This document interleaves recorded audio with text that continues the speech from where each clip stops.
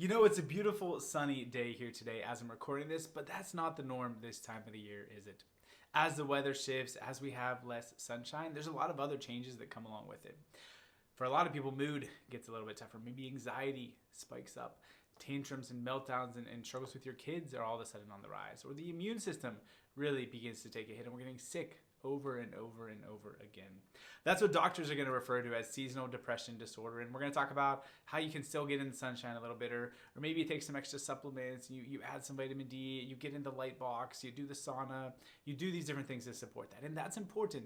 Those aren't bad things at all. We talk about taking vitamin D all year long, not just in the winter. But what the key factor is not just whether or not you're exposed to the sun, not whether or not it's December or January or it's June or July. It's how is your nervous system's battery? How is your nervous system's stress response handling life? Because that's the difference, right? Not everybody deals with the same struggles over the winter season. So what is the difference? That's what I want to talk about, is how is your nervous system's battery, as we're going to call it, going to be affecting this season? Think about it like your cell phone battery, right? When that is more drained, you realize that there's different interventions you need, namely plug it in to fix that problem, right? Maybe you change the settings to preserve the battery a little bit longer, but the real solution is recharge. It's give your battery a better ability to adapt and to handle whatever your phone's got to do. That's what our bodies are dealing with when we hit this time of the year, especially when you combine the weather with some of the other things that go along with those seasons. We've got Halloween candy, we got Thanksgiving pies, we got Christmas cookies, and maybe one too many cocktails and glasses of wine. All of that stuff is building. Plus, for a lot of people, holidays aren't super fun. Maybe it's extra stress. Maybe there's extra kid chaos for your family schedule. All of this combines to lead to your system running on E, right? Your body's battery, by the time we get through that holiday season or back into the school routine, things are crashing. Things are at the end. The solution to that isn't just to get your vitamin D built back up, isn't just to try to get outside in the sun, it's to rebuild that stress response. Yes, that's going to come from those other supports, but in such a minor way that it's missing the true reset that you need. Your nervous system has two main modes that it operates under. Fancy words for that are sympathetic and parasympathetic. Think of it as the gas pedal versus the brake pedal. Your gas pedal, or that sympathetic response, that's fight or flight. That's your survival mode, and that's what we end up trending into when you're in that drained, exhausted, battery rundown state. That's okay temporarily, right? We can be in stress for a minute, for a couple hours, for a day. We get stuck there, stuff's gonna show up, right? Your immune system, your gut health, your mood, your sleep, your energy, everything is going to start tanking because your nervous system is running a million miles an hour all the time. You're fully tapped out. You're fully in that survival mode sprint, but you're trying to do it as a marathon. So how we need to handle that is rebooting that internal system, not just looking to tweak and manage some of the external factors.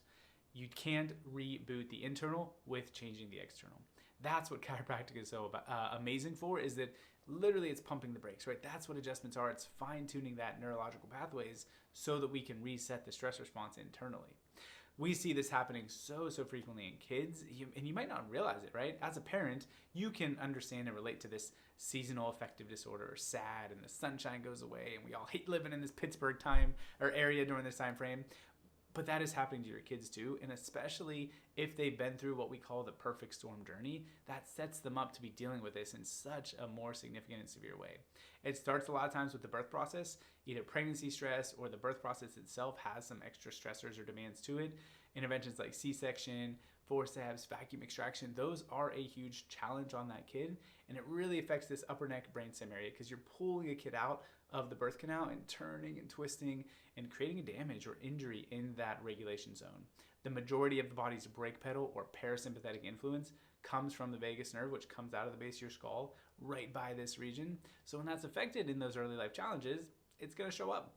Whether you're a newborn baby or a toddler or a school-age kid or a stressed out mom and dad, that start to life matters a ton. And that's where we'll see the kids oftentimes are colicky and refluxy and maybe constipated and struggling to nurse and to latch. And then it's a toddler who's dealing with ear infections or other immune system struggles or motor and speech delays, all the way through maybe the 3 to 7 year old kid who's now getting given different labels. They're getting a diagnosis of sensory processing disorder or ADHD or maybe different behavioral or emotional struggles. That pathway starts way earlier. We need to get ahead of it and address it before it is turning into those bigger labels and bigger struggles. Because it's still something you can change. It's still something we can make a difference on, but it takes a lot more work. It takes a lot more input. So let's get ahead of that perfect storm, and let's not just treat the symptoms with some of these seasonal challenges. Let's address the cause. Let's help that internal regulation system while you're doing all those other things to help support it too, right? We're taking our vitamin D. We're encouraging people to do it. We're still moving our bodies. We're still getting outside and playing and being active. It's just a lot less fun and a lot more challenging when we're doing it this time of the year. Parents, I hope that gives you another resource, another tool for yourself, for your kids to support through this winter season. Don't just feel like it's something you gotta hold on for dear life and wake up in March or April or May, whenever the sun comes back, and feel like yourself again. There's another way to get to the cause. Let us do those scans that starts every new patient relationship at Thrive. Let's figure out where your nervous system is at currently. Let's put a number to that and have a starting point so that we can map that. We can track it as we go through our care and get you healing and adapting to stress even better. Reach out to our team. Send us a message. Stop by the office sometime if we can help you in any way. We are here for you because we exist to help your family thrive. See you soon.